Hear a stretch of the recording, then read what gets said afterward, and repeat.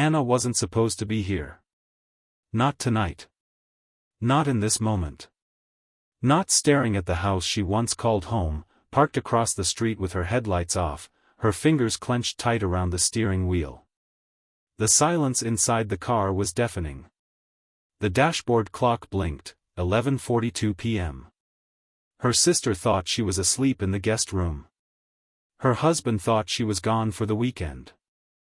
Everyone else in her world believed what she told them, that she needed a break, a night away, time to clear her head.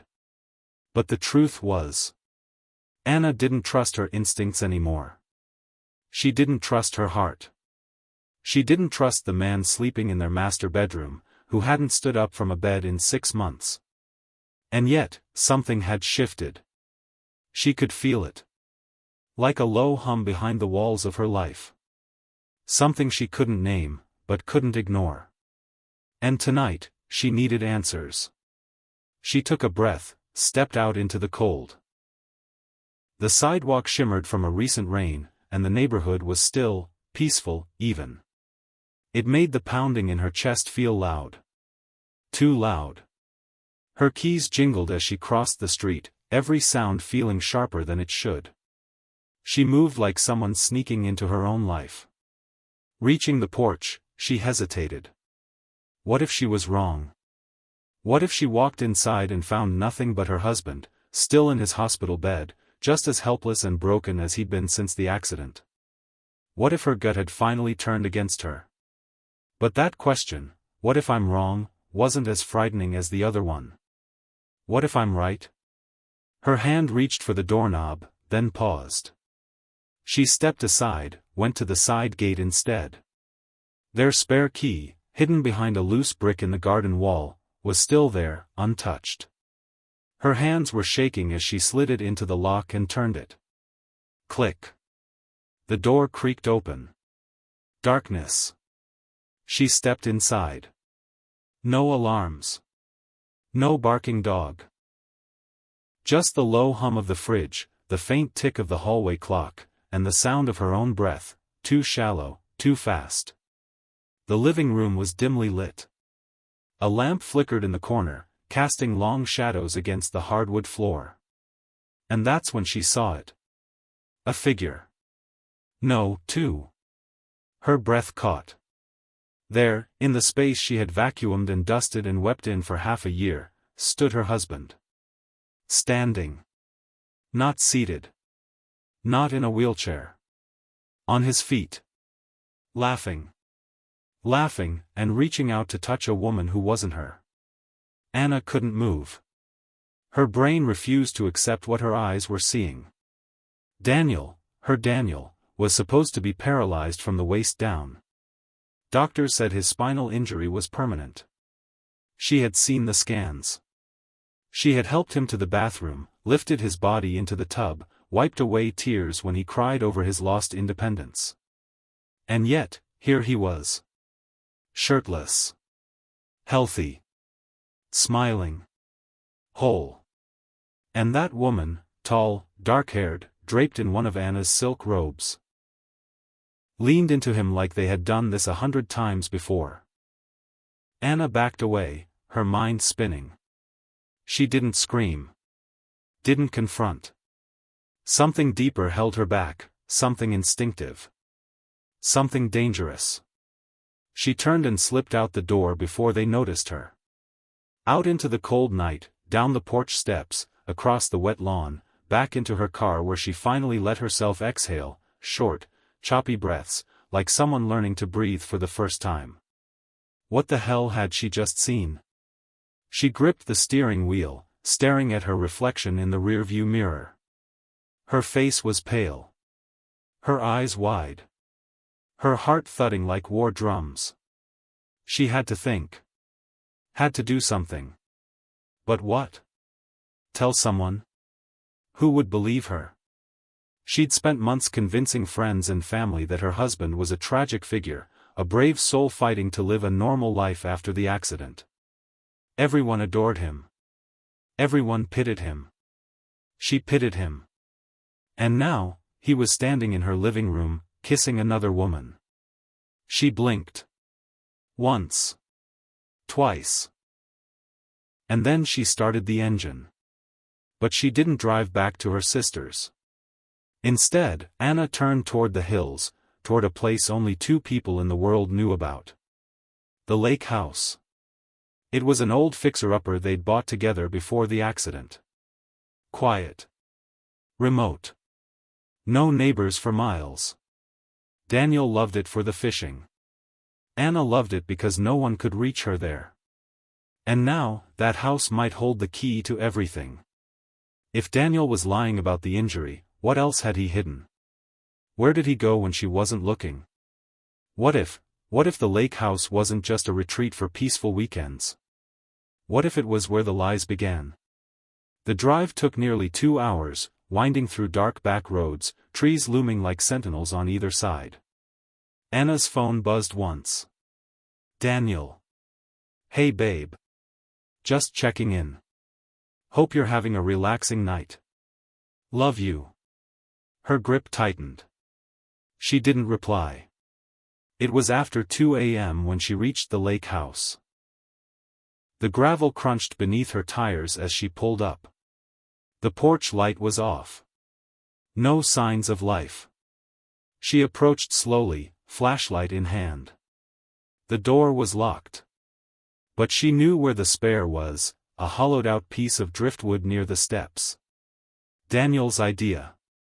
His little, survival trick. She opened the door and stepped inside. Silence. The air was thick with dust and damp wood. Everything looked untouched. But Anna wasn't here for the surface. She moved like a woman possessed, pulling drawers, flipping couch cushions, checking under beds, inside closets, cabinets, boxes. And then, behind the master bedroom closet wall, she found it. A panel. Loose. Barely noticeable. She pried it open. Inside, a leather bag. A burner phone. A key ring she didn't recognize. A stack of photos. Medical documents that didn't match Daniel's file. Names she'd never seen. A notebook full of dates, locations, initials. Her hands were shaking so badly she almost dropped the phone. She flipped it open. No passcode. Recent calls, a woman named M. For calls in the past week. And then, voicemail. She hit play. A woman's voice, soft, intimate, whispered. I miss you. Next time, don't leave so fast. You know I hate sleeping alone. Anna's stomach turned. This wasn't just an affair. This was something else. Something darker. Was her husband even who she thought he was? She closed the notebook. Stared at the wall. He'd faked paralysis. Lied to doctors. Lied to her. But why? Money? Revenge? Fear? And how far would he go to protect the lie? Suddenly, headlights flashed across the window. Someone was outside. Anna froze. Her mind screamed, run. Hide. Don't let them see you. But her body? It moved on instinct. She turned off the flashlight. Slid the closet door shut. And crouched low, heart hammering. Footsteps on the porch. The front door creaked. And then, Daniel's voice. Soft. Careful. Like he knew someone might be listening. You sure no one followed you? A woman's voice answered. The same voice from the voicemail. I told you. She's asleep at her sister's. She trusts you. A laugh. Yeah, well. That's about to change. Anna crouched in the dark closet, her legs beginning to cramp, sweat running cold down her spine. Her husband's voice had always been gentle, even when he lied. Now it felt like poison in the air. The woman with him laughed again, low and confident, like she owned the space. That voice was too familiar. Too close to home. And then Anna remembered. Miranda. A nurse. Not just any nurse. Daniel's nurse. She'd met her. Chatted with her. Shared coffee.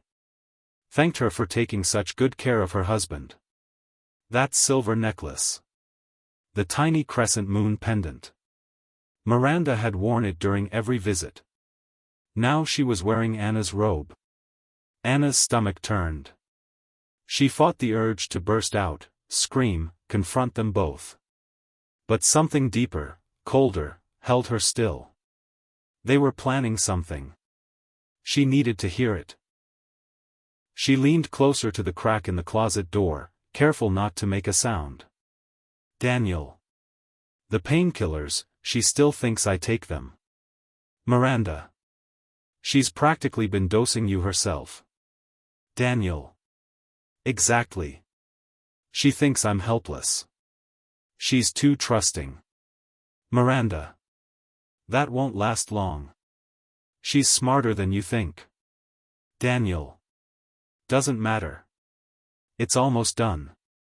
After that, she won't matter. Anna's chest tightened. Almost done? Done with what? There was rustling. Footsteps. A thud. The sound of something being dragged. She couldn't stay hidden much longer. She had to get out, before they discovered the closet was unlocked. She waited. Listened for the sound of footsteps fading toward the back room. Then, slowly, she slid the closet door open and stepped out. The floor creaked slightly under her weight. She froze. No response. She tiptoed down the hallway, past the kitchen, back door in sight. And then... Anna? Her heart nearly stopped. Miranda stood at the hallway's end, one hand still on the bedroom door. Their eyes locked. Time paused. Then Anna ran. She shoved the door open and sprinted into the night, gravel slicing beneath her bare feet. She didn't stop for the car. She ran for the trees, heart thundering in her ears. Behind her, she heard shouts. Daniel yelling. Miranda cursing. The slap of footsteps on the porch. But the trees swallowed her.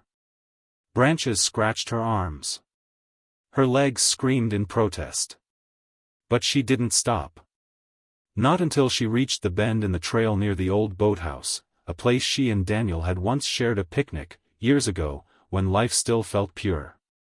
There, hidden in the woods, Anna crouched beneath the low-hanging branches and tried to catch her breath. Her mind raced. What were they planning? Why the lies? The fake injury? And how far would they go to keep her quiet? She needed help. But who could she trust? She reached into her pocket, her phone still there. No signal. Of course. The lake house always had spotty coverage. Daniel liked it that way. But there was one place nearby. One single ridge, where a signal sometimes flickered. She had to try. 15 minutes later, bruised, scraped, and shivering, Anna climbed the ridge behind the cabin. She held up the phone, praying for even a single bar. 1 bar. Then 2. She dialed the only person she could think of. Detective Molly Reyes. She wasn't just a family friend, she was someone who owed Anna a favor. Years ago, Anna had testified in a hit-and-run case Reyes had nearly lost. They hadn't spoken in over a year, but right now, she was the only lifeline Anna had. The line rang. And then... Reyes. Molly, it's Anna, she whispered, breathless. I need your help. Please don't hang up. Pause. Anna? What's wrong? They lied. Daniel, he's not paralyzed. He's been walking. With someone. A nurse from his clinic, Miranda. I just saw them. They were at the lake house. Something's wrong, Molly. I found files, fake documents. And I think they're planning something. Slow down. Are you safe? I don't know. I ran. I'm in the woods. Another pause. Then. Send me your location. I'll ping it and send a car. Anna did. And then, the call dropped. She stared at the screen. No bars. Back in the woods, Anna stayed hidden. She waited an hour. Maybe more. She didn't dare return to the house. Didn't trust the road. Daniel might have disabled her car. He was smart like that. Clever. Methodical. Eventually, headlights appeared at the base of the hill. A single unmarked car. Anna ran to it. Detective Reyes stepped out, gun holstered, eyes sharp. She looked Anna over, saw the scratches, the mud-streaked clothes, the pure panic in her eyes. Get in. At the station, Anna told her everything. About the fake paralysis. The late-night discovery. The burner phone. The lake house. The nurse. The files. Reyes listened quietly, taking notes. Then, without a word, she pulled up a file on her computer and turned it to Anna. There was a name. A face. A document. Miranda Lewis. She's not just a nurse, Reyes said. She was under investigation 2 years ago. Allegations of drug theft, patient manipulation, and a relationship with a married patient. Case never closed. Guess who the patient was? Anna's stomach dropped. Daniel? Daniel Evans, Reyes confirmed. Your husband. Anna closed her eyes. The dots connected too fast, too loud. So what do I do? Anna whispered. He's dangerous. He lied to me for months. He faked an injury. What else is he capable of? We're going to find out, Reyes said. But I need your help. Anna looked up. I want you to go back, Reyes said. What? Not alone. With a wire.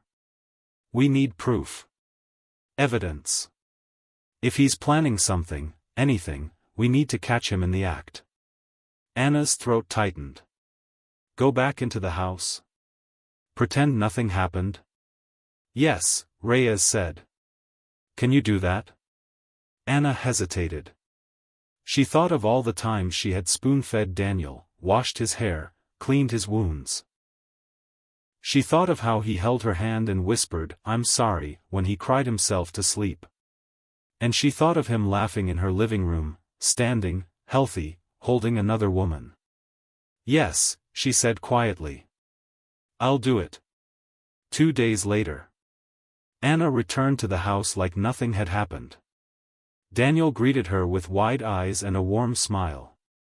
You're back early. I missed you, she said. He looked surprised. A little cautious. But not suspicious. He rolled himself in his chair to the living room. She helped him like always. Fed him soup.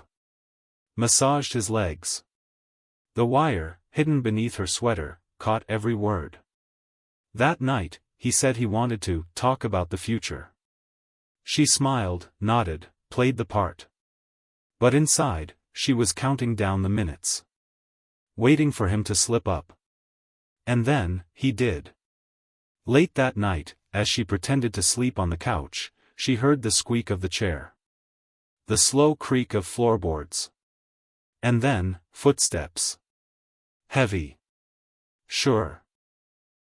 She opened her eyes just a sliver, and watched him walk down the hall. No limp. No hesitation. She followed in silence. He opened the safe behind his painting. Pulled out the leather bag, the same one she had found at the lake house. Documents. Cash. A plane ticket.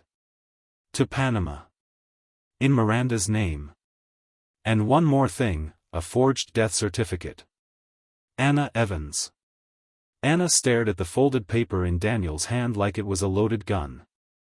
A forged death certificate. Her name. Her birthday.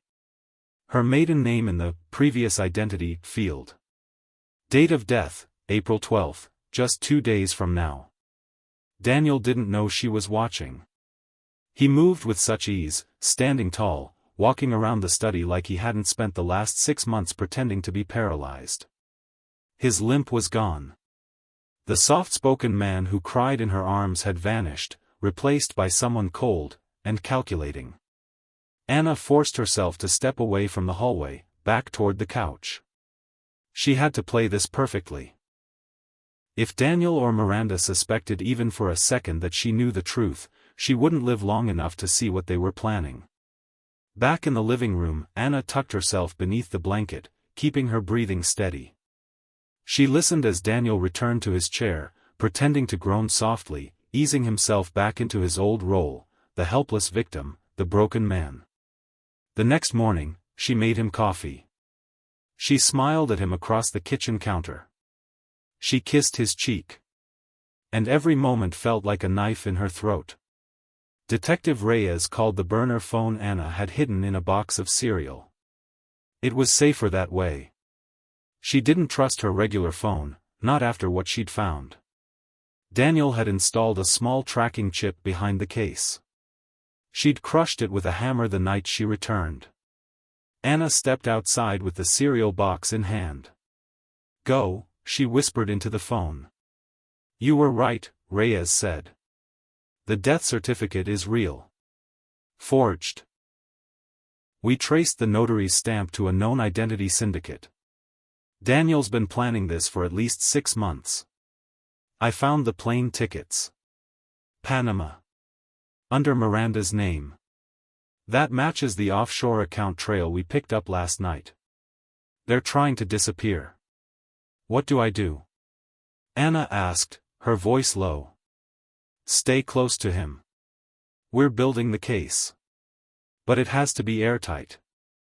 If we arrest him too early, he walks. Then I need to make him talk. Be careful. He's already planning to erase you." Over the next 2 days, Anna transformed herself into a version of her old self, a woman still in love, still blind. She dressed carefully. Made dinner. Laughed at Daniel's jokes. Watched him pretend to struggle getting out of bed. And she waited. Until the perfect moment arrived. It was late Thursday evening. 2 days before her death. Anna stood in the master bathroom, staring at herself in the mirror. Her reflection looked strong. Steady.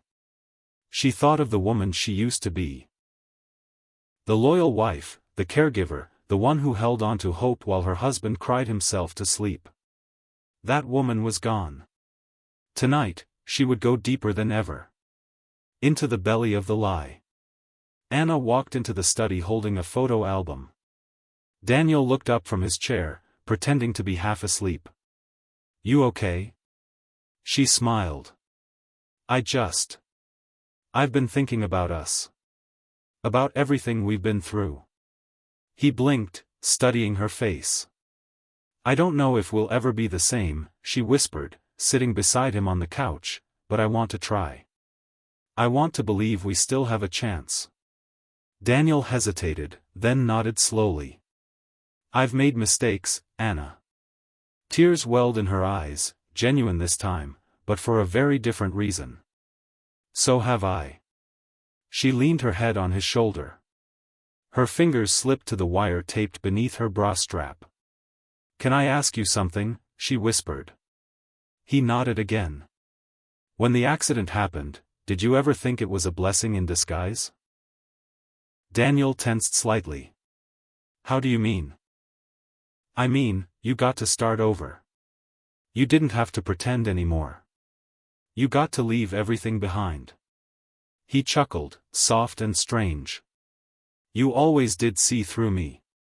She smiled again, pressing deeper. "And Miranda? How long had it been before, you know?" Daniel's voice dropped, serious now. She was there for me when no one else was. You were slipping. You were always out with your sister, distracted.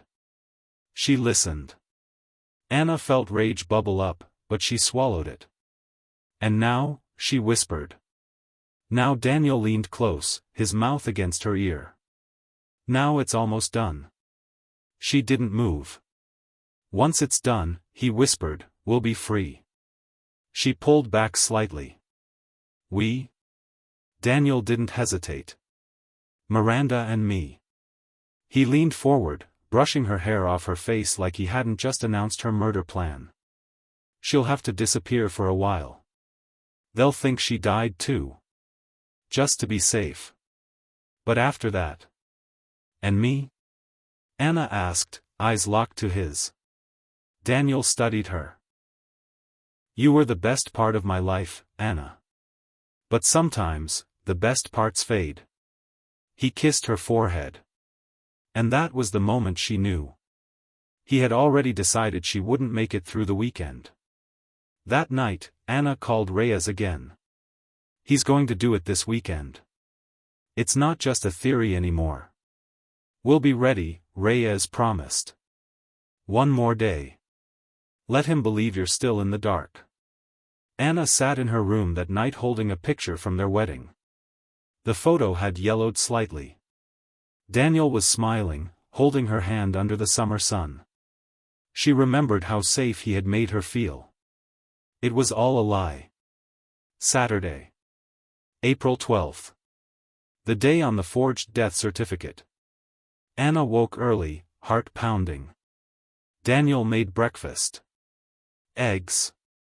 Toast. Extra butter, the way she liked it. He told her they should take a drive. To clear the air. We haven't had a day just the two of us in months, he said with that soft voice she once loved. Anna agreed. She packed a small bag. Wore her wire. And tucked the burner phone into her sock. They drove into the hills. The trees closed in on both sides, thick and tall. They passed a sign that read, Hollow Point Cliff, 2 miles. That's when Anna realized, this was it. The location on her certificate was Hollow Point.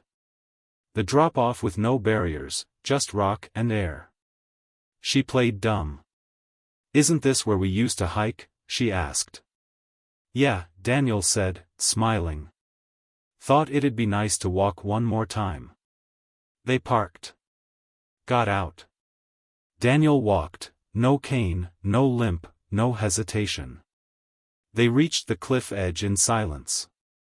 The wind howled. The trees rustled. Daniel looked at her with an expression that felt final. Anna turned toward him. It's beautiful here, she said. Yeah, he replied. It really is. And then, just as he stepped behind her, she turned. Fast. Firm. And pressed the blade of a box cutter to his throat. He froze. What the hell? Sit, she said, voice cold now. On the ground. Anna, what are you doing? I know everything. You and Miranda.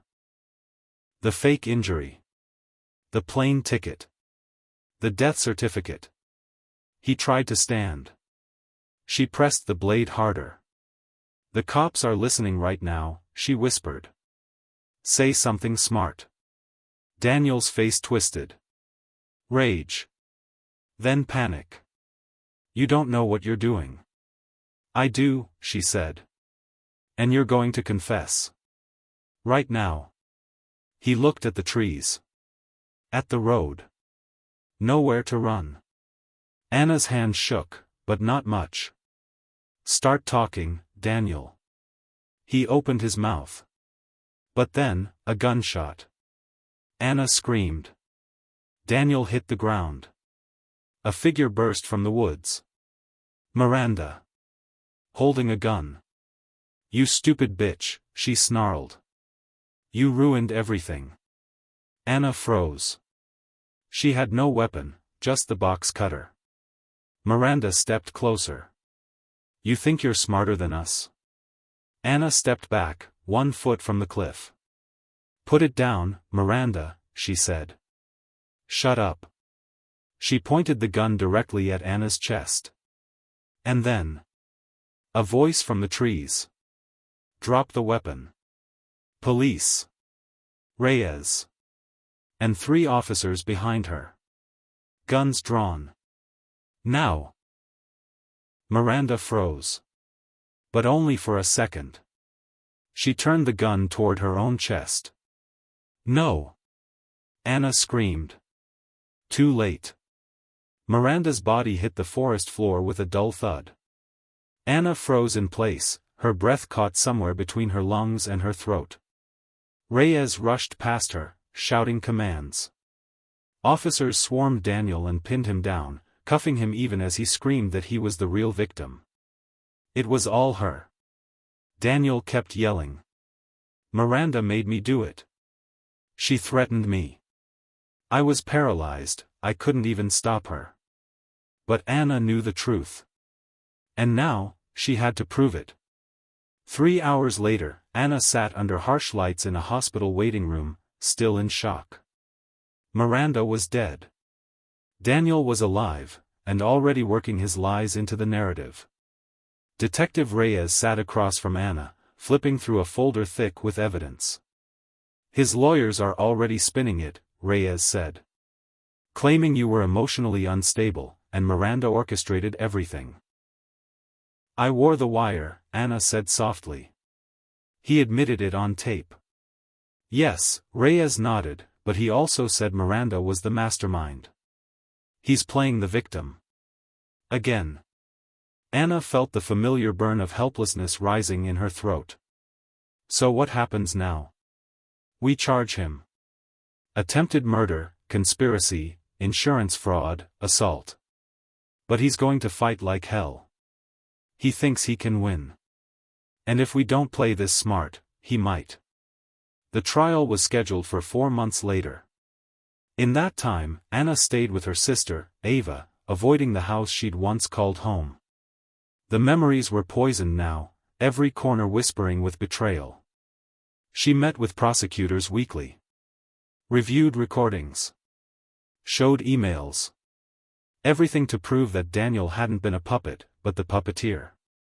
Still, something didn't sit right. Why had Miranda killed herself so suddenly? Why didn't she run? Why did Daniel seem so calm during every court pre-hearing? Anna couldn't shake the feeling. Something bigger was still hiding beneath the surface. The trial began on a rainy Tuesday in late September. The courtroom buzzed with reporters, true crime podcasters, even a Netflix documentary crew. Everyone wanted to know how a paralyzed husband fooled his wife, his doctors, and plotted her death for an insurance payout. Anna took her seat near the front, heart pounding, hands cold. Daniel walked in with a slight limp, but no wheelchair. He looked thinner, paler. A neck brace loosely hung around his shoulders, though the doctors had cleared him weeks ago. All part of the show. He made eye contact with Anna for the briefest moment, and smiled. The prosecution presented its case first. They played the wire recordings. Anna's voice came through strong and trembling. I know everything. You and Miranda. The fake injury. The plane ticket. The death certificate. Then Daniel's voice, low and cold. Once it's done, we'll be free. The courtroom was silent. A juror gasped. Anna watched Daniel's lawyer scribble notes with a calm expression. Then the defense began. Their strategy was brutally simple. Blame Miranda for everything. Ladies and gentlemen, said Daniel's attorney, a silver-haired man with a theatrical voice, this is not a case of a criminal mastermind.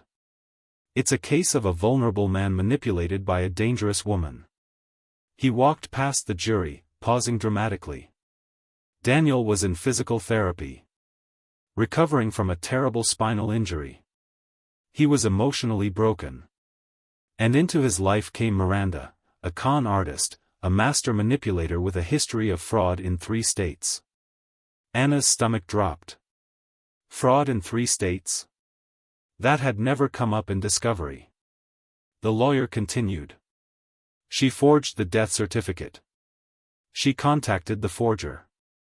She planned the escape to Panama. And when her plan began to unravel, she did what all guilty people do, she took her own life. The defense showed Miranda's emails. One of them read, "He's weak. He'll do whatever I say. If she finds out, we'll frame him as a victim." I already have the papers ready. Anna's hands clenched. She looked at Reyes in the gallery. That email, was it real? Reyes shook her head slowly. We never saw that, she whispered. They're playing dirty. Daniel took the stand on the 4th day.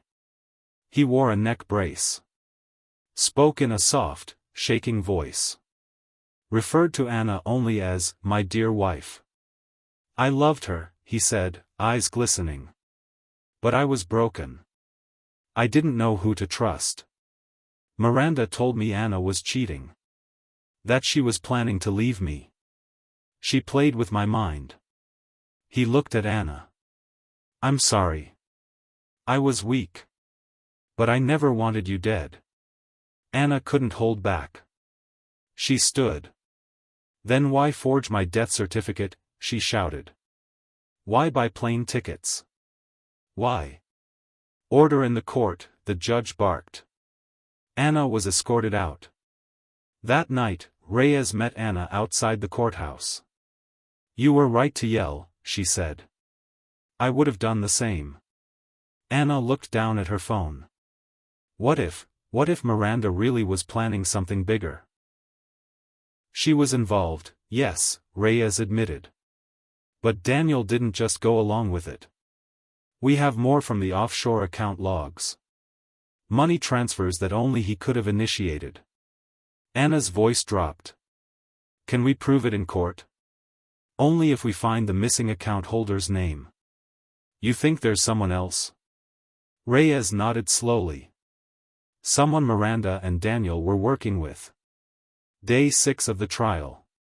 Something unexpected happened. A woman entered the courtroom and sat near the back. Late 30s. Expensive coat. Dark glasses. Anna didn't recognize her. But Daniel did. His face changed. Not fear. Not surprise. Recognition. Anna leaned to the prosecutor. Who is that woman? No idea, he whispered.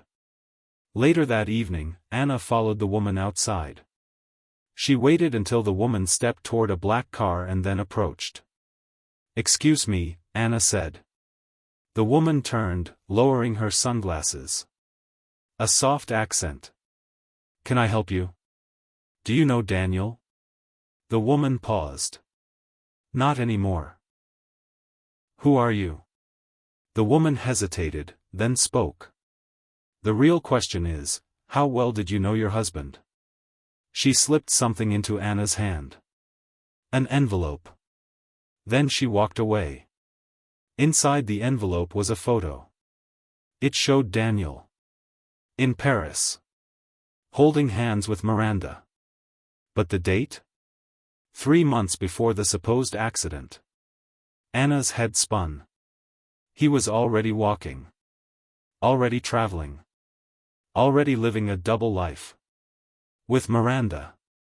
Before the injury. Anna turned the photo over. There was a name written in pen.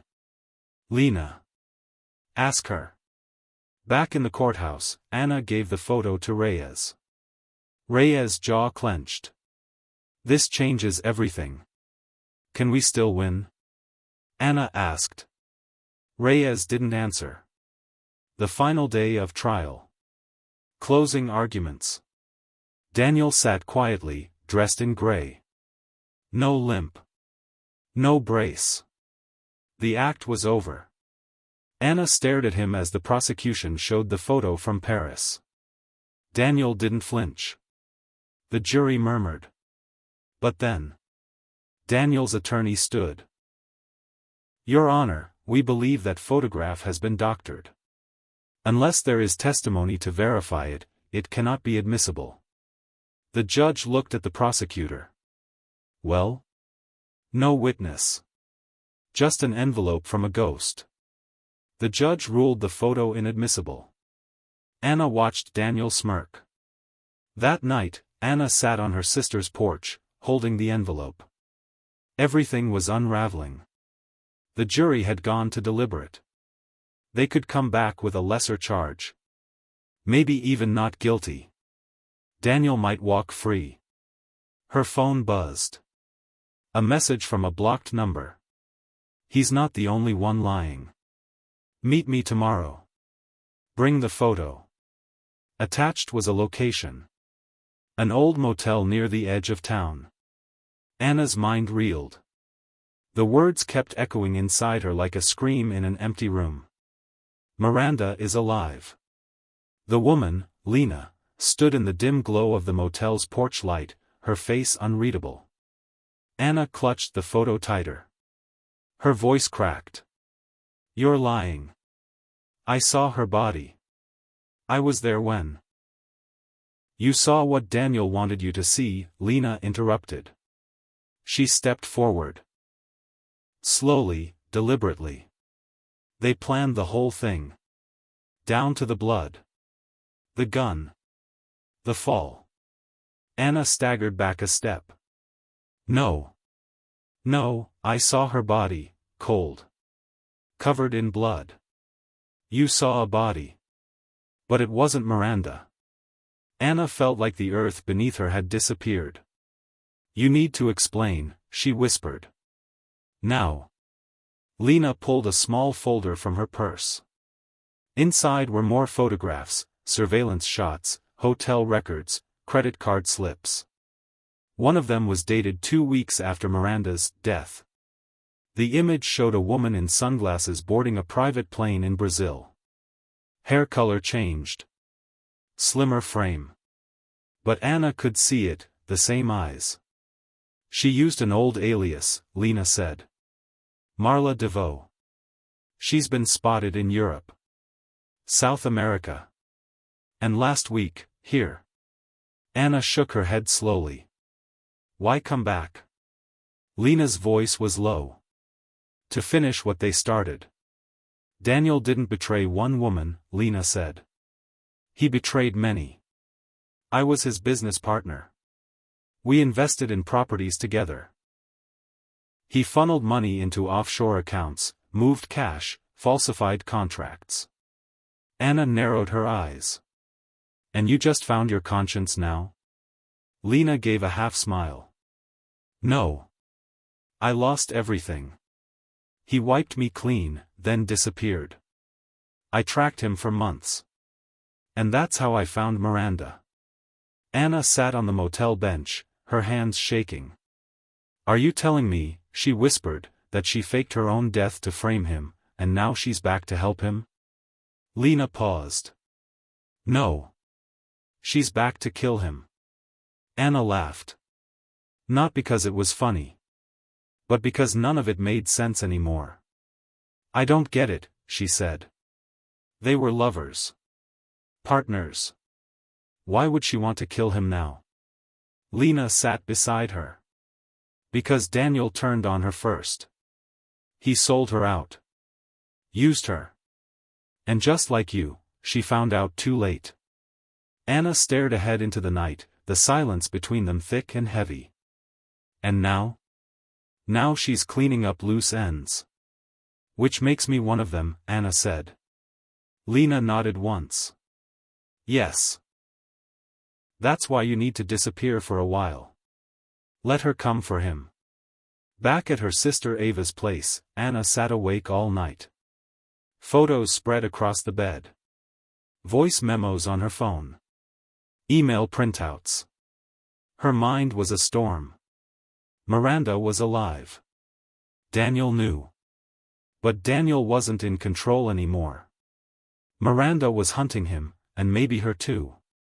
Anna picked up the old recorder. replayed Daniel's voice from the wire. Once it's done, we'll be free.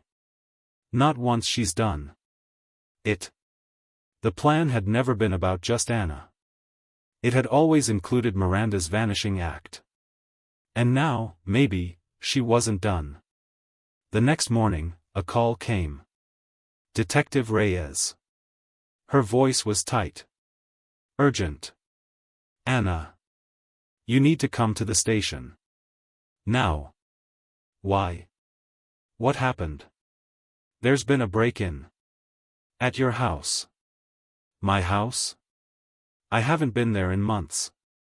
We found something. Anna raced to the station. When she arrived, Reyes was waiting with a sealed evidence box. She opened it carefully. Inside were 3 items. A wedding photo of Anna and Daniel. Ripped in half. A black wig. And a silver necklace Anna hadn't seen in over a year, but recognized instantly. It had belonged to Miranda. She left it there, Anna said softly. She wanted me to know. Reyes nodded. We're checking surveillance. But if she's alive, she's one hell of a ghost. Anna turned to her. She's not hiding anymore. She wants us to see her. But why now? Anna's voice dropped. Because the trial ends tomorrow. In court, the jury filed in after 2 days of deliberation. Anna's stomach turned. The foreman stood. We find the defendant, Daniel Whitmore, guilty, on all counts. Gasps rippled through the room. Daniel didn't blink. Didn't flinch. Just smiled. Anna's blood ran cold. He knew something. As Daniel was escorted out, he turned to Anna. And whispered something that hit her like a punch. You'll never see her coming. Later that night, Anna stood on her sister's porch again, staring out into the quiet street. Her phone buzzed. A video message. From an unknown number. She hesitated, then hit play. The footage was grainy. Filmed from a hidden camera. It showed Reyes. Sitting in her car. Then a figure approached the driver's window. Short, slender. Wearing a hood. She leaned in. Whispered something. Reyes turned sharply, clearly alarmed. The figure lifted her hood for half a second. The camera caught her face. Miranda. Alive. And smiling. The screen went black. Then a message appeared. He betrayed us both. Now you'll help me finish what he started. Anna dropped the phone. It cracked on the porch floor. She felt herself spiraling, caught between fear and fury. She picked it back up. She wasn't going to hide anymore. If Miranda wanted to meet her, she'd give her the chance. But on Anna's terms. The next morning, Anna sent a message to the unknown number. Meet me. No games. Just you and me. She attached coordinates, an abandoned farmhouse where she and Daniel had once spent a summer renovating the place. Remote. Forgotten. Perfect for ghosts to meet. Reyes insisted on backup. But Anna refused. If she sees you, she'll run. I have to go alone. Reyes wasn't happy, but she understood. You're walking into a trap. Anna's eyes were steel. No. I'm setting one. At sunset, Anna arrived. The farmhouse was still. Overgrown. Inside, dust floated through beams of orange light. She stepped into the living room. Every step creaked beneath her. And then. A voice behind her. Soft. Familiar. You look different, Anna. Anna turned. And there she was. Miranda. Alive. Calm. Wearing black. No fear in her eyes. I thought you were dead, Anna said. Miranda smiled faintly. So did a lot of people. That was the idea. Anna circled slowly. Why come back? Miranda's smile faded. To finish what I started. You mean killing Daniel? No, Miranda said. That's the part he thinks I came for. She stepped closer. I came for the truth. Anna narrowed her eyes. You expect me to believe you're the victim now? Miranda laughed, dry and tired. I'm not a victim. And I'm not innocent. But I wasn't the one who built the fire. I just added gasoline. Miranda told her everything. How Daniel had planned to fake the injury months before the car crash. How he used Miranda to manipulate Anna, while secretly transferring her money to offshore accounts. How he convinced Miranda to disappear, staging her death as the ultimate escape. But he never planned to meet me again, Miranda said. He used me. Like he used you. Anna's voice was cold. So why not go to the police? I did. But no one listens to a dead woman. Anna stared at her. You came back to kill him? Miranda's eyes glistened. No. I came back to expose him. With your help. Anna looked away. Thought of the court. The verdict. The prison. He's already been exposed. Miranda shook her head. Not for the worst part. What? He has a son. Anna froze. What did you say? Miranda's voice trembled now. A child. Not mine. Someone else. And the boy is missing. The farmhouse was silent. Anna stood motionless, Miranda's words still ringing in her ears like a warning bell. A child. A missing boy. Hidden by Daniel. Anna felt like the ground beneath her was shifting, threatening to swallow her whole. A son? Daniel had a child? And now he was missing? Anna's breath came in shallow gasps. Her mind raced to make sense of everything. Miranda's words had shattered the fragile understanding she had of the situation. She thought she understood the darkness Daniel had buried deep, but this new revelation opened up a whole new world of betrayal and lies. How could he hide a child? Anna asked, her voice barely above a whisper. She couldn't wrap her mind around it. Miranda's eyes were steady. I don't know, Anna. But I know he has one. I know because I've seen him. He's in one of Daniel's safe houses. A boy. Around 6, maybe 7. Anna's pulse quickened. Where? Miranda hesitated, as if weighing the consequences of revealing this information. I don't know the exact location. But I know it's one of the properties he bought years ago. Somewhere remote. A place I used to visit with him. Anna felt an overwhelming surge of emotion. Her heart was racing, fear, anger, confusion. Everything she thought she knew was crumbling. She looked at Miranda, her mind piecing things together. Why are you telling me this? Miranda stepped closer, her voice softer now, a mixture of vulnerability and pain. Because, Anna, if we don't find that boy first, Daniel will make sure he disappears. Just like he did with everything else. Anna took a step back, her thoughts spinning. A child. A missing child, hidden by the man she had loved and trusted. The man who had manipulated her, hurt her, and almost killed her. She felt a cold wave of realization wash over her. This was no longer just about revenge.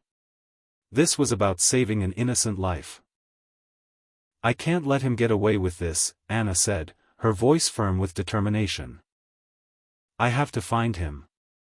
Miranda nodded, her expression hardening. Then we have to move fast. He'll stop at nothing to keep this secret.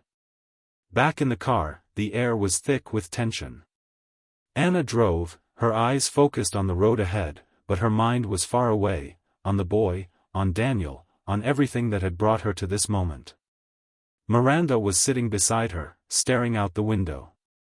There was a strange calm about her now, but Anna could feel the weight of her past, the regret, the guilt, the fear of what she had done, what she had become. Anna glanced at her, her fingers tightening around the steering wheel. "You said you've seen him. Where?" Miranda hesitated, then spoke in a low voice. "There's a cabin.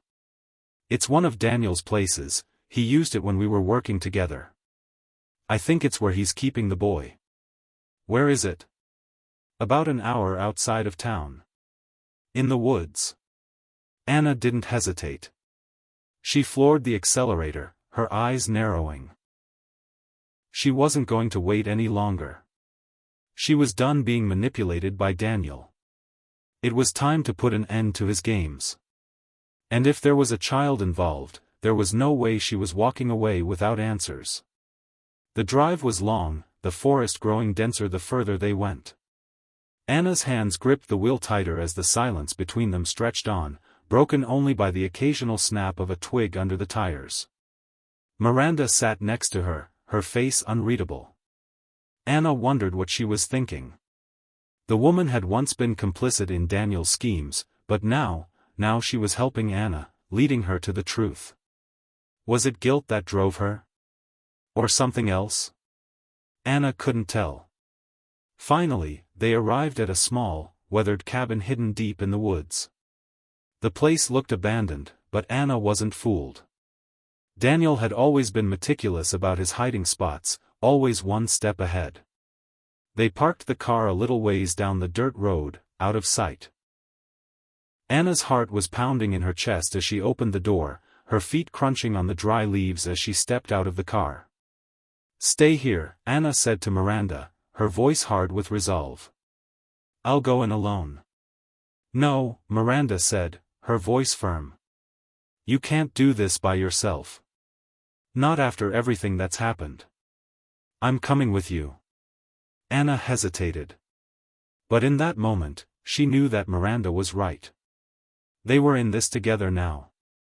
And together, they might have a chance of finding the boy and exposing Daniel for the monster he was. The cabin was eerily quiet as Anna and Miranda approached, their footsteps soft on the moss-covered ground. Anna felt her heart racing as they reached the front door. She was used to facing danger head-on, but this was different. This was personal.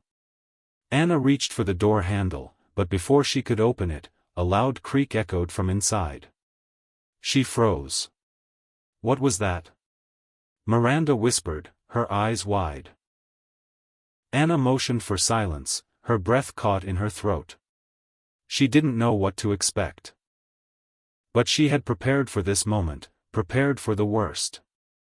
With one swift motion, she pushed the door open. The hinges groaned, and the door swung inward, revealing the dimly lit interior of the cabin. Anna stepped inside, her eyes scanning the room. It was sparse, just a few pieces of furniture, a couple of old chairs, a table, and a small kitchen area. There was no sign of the boy. But then, she heard it. A soft, muffled sound. Anna's heart stopped. She turned toward the sound, her eyes narrowing. The boy was there. Tied to a chair in the corner of the room. Anna rushed toward him, her hands trembling as she cut the ropes binding him.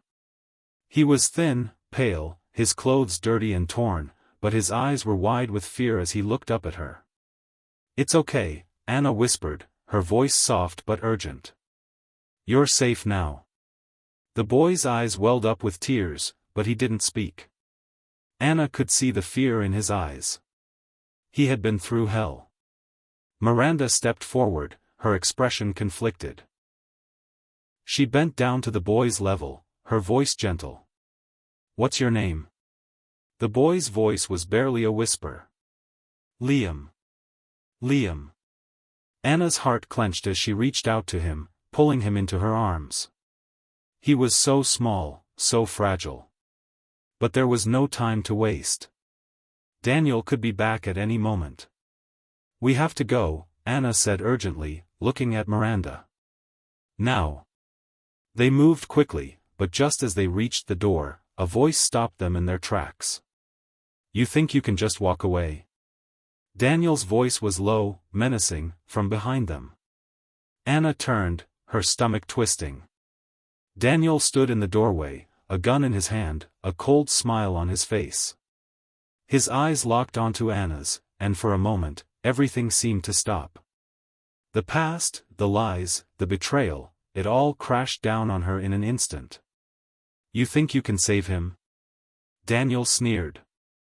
This isn't over. You'll never get away with this. Anna's mind raced. She had to think fast. She couldn't let him control the situation again. Not now. Not after everything they had been through. Miranda stepped forward, her voice steady but trembling with emotion. You're wrong, Daniel. It's over. Daniel's eyes flicked to her. You're still here? After everything you did? You think you can fix this? Miranda didn't answer. Instead, she stepped between Daniel and Anna, a gesture of defiance. We're done, Daniel. You'll never control anyone again. For a moment, Daniel didn't move.